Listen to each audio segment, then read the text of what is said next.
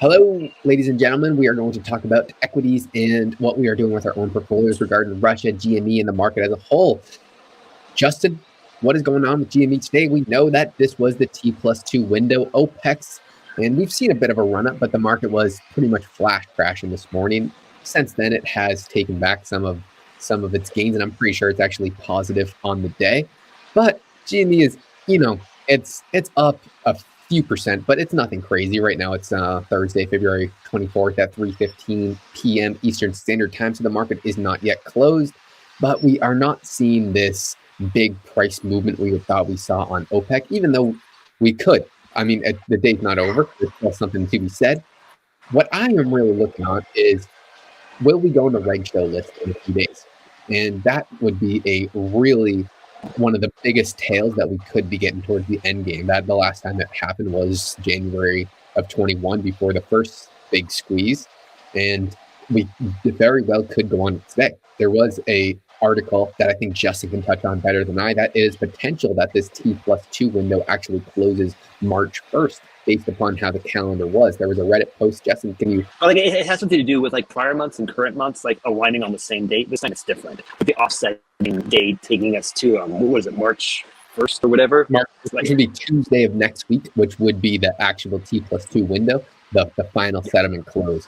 And this is, we're not sure about this. I'll leave the link to the post down in the description. We'd love anyone to interpret it if they can a little bit better than us. Something else that I was, so here's what's really going to happen. I'll tell you what I've done with my portfolio over the past few days, and because he's seen it for himself, I have put a significant amount of my portfolio, at least my trading portfolio, that I will use to these pretty short-term at-the-money GME calls, because I do think we will see this pretty big run-up, and I plan on trading this cycle. I have the April, I think it's 50 days out. I have a few 120 calls, a few 130 calls, a few 150 calls, a few 180 calls, and then a few 200 calls. Then our majority of the positions in the June 18th, longer dated options, which I will plan to roll if we just do see a little squeeze, maybe to the maybe $100 or so. But I am planning on playing this cycle.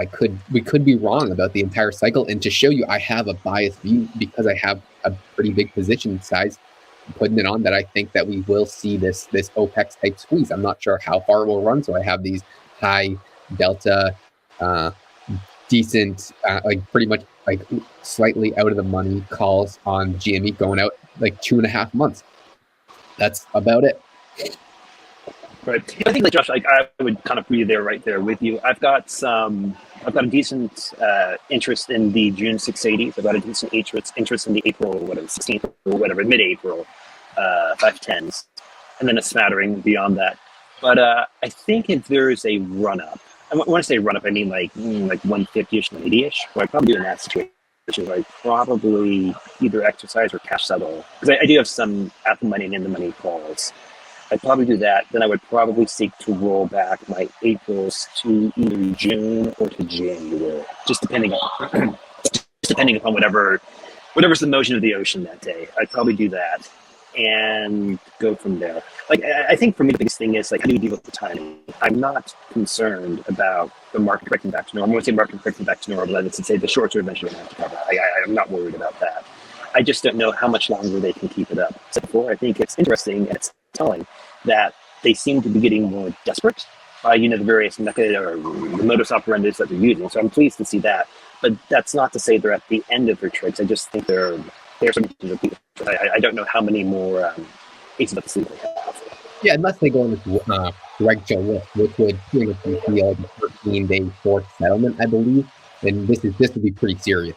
So I think that'd be pretty much best case scenario, especially with the little run-up that we did see today. If today was the final T+2 window and doesn't go to March 1st like that article suggests it could, then I think there is the possibility of going on that regsho, which would mean I'd say my options are further enough out where I could take the fade of decay for those, say, call it 13 days. But if not, I would have to think about it a little further, depending on what we see. We'll know more in a few days.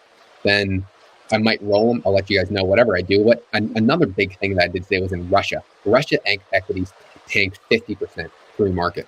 And I love to buy things that are cheap.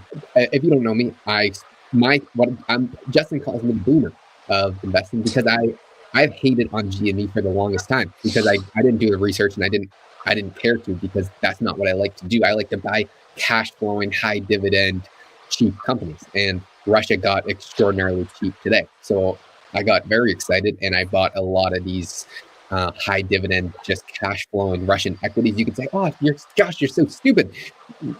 Don't you know the U.S. is going to ban them from SWIFT?" Yeah, possibly. And I mean, that is an absolute possibility. And then my Russian equities would probably tank another 50%. But you know what? I don't care because they're yielding me 20%, and they are cash flowing businesses. Some of the ones I liked and got today were Luke Oil, Kiwi, Sberbank, and I just bought the Russian ETF as well. I don't think we'll sanction SWIFT. It's a possibility, but we'll talk more with an expert on that later tonight, where we have an interview where that will be out probably tomorrow or the day after. So I'm not too sure what's going to happen, but I like to buy things when they're cheap and when there's fear. And I can assure you, a lot of people got mad that I was buying Russian equities, and I love to see that, as I'm sure Justin does as well. Yeah, like, so what I would say too is that from the geopolitical angle of this, if you ever, Jim Rickards is the one who first calls this out, and I completely agree with him on that, is that today in Russia, the exchange is never open. It's suspended trading. So I think futures were down, but I don't think the Russian exchange is actually open today. And so Rick makes the comment that, during the next financial crisis, everything will just be frozen in place. In other words, you'll be able to log on to, your accounts or banks or whatever. Right? You'll be able to see your money. You won't be able to touch your money.